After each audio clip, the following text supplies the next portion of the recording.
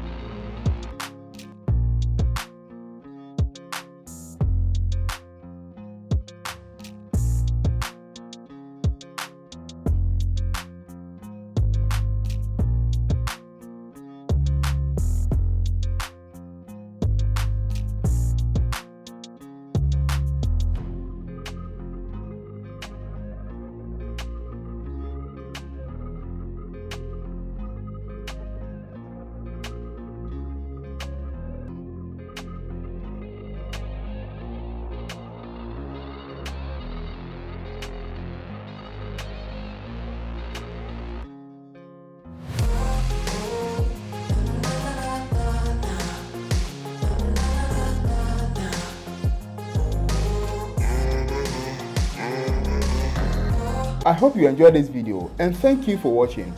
Kindly leave your questions in the comment section and I will revisit. See you in my next video.